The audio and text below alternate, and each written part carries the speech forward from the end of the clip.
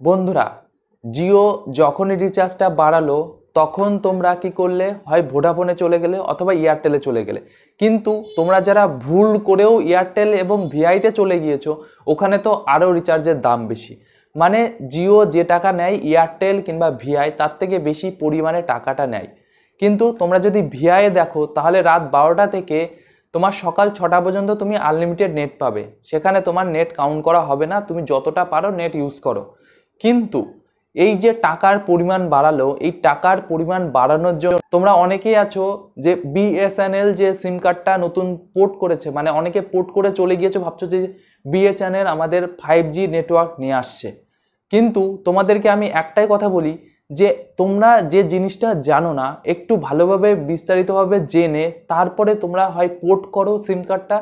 তারপরে না হয় তোমরা পোর্ট করার পরে গিয়ে বিভিন্ন রকমের সমস্যার সম্মুখীন হবে। কি কি সমস্যার সম্মুখীন হবে তোমরা এই ভিডিওর মাধ্যমে জানতে পারবে।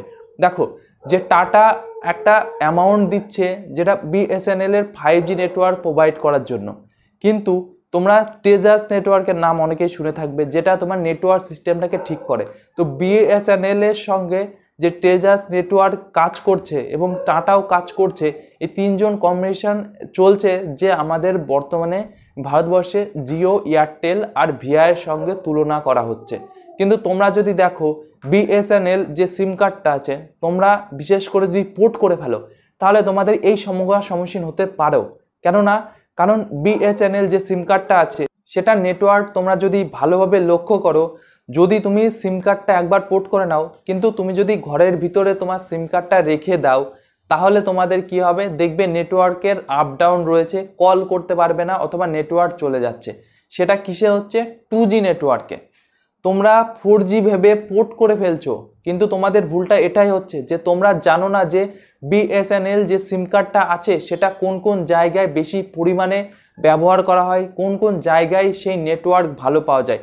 আমরা যে গ্রাম অঞ্চলে থাকি, সেই গ্রাম অঞ্চলে তোমরা যদি ভালোভাবে লক্ষ্য করো, সেখানে তুমি 100%-এর মধ্যে 90% দেখতে পারবে বিএসএনএল এর নেটওয়ার্কটা খুব কম পরিমাণে আছে।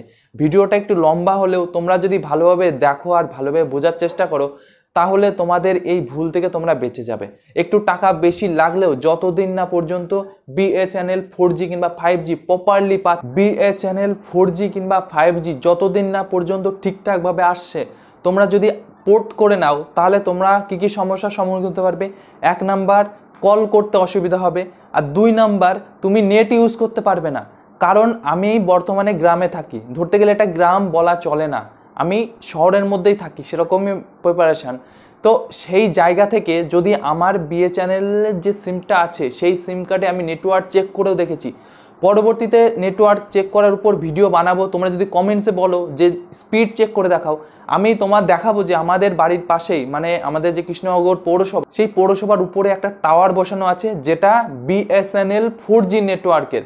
সেখানে যদি দেখো সেটা তুমি পাবে না 4G, সেখানে তোমার 3G আসবে। কিন্তু তুমি 3G এর স্পিড দেখলে 1 থেকে 2 Mbps পাবে। তোমরা যদি এই জিনিসটা যদি বোঝার চেষ্টা করো তাহলে পরে বিএসএনএল এ যে তোমরা পোর্ট করার ইচ্ছা আছে সেটা তুমি পোর্ট করবে না।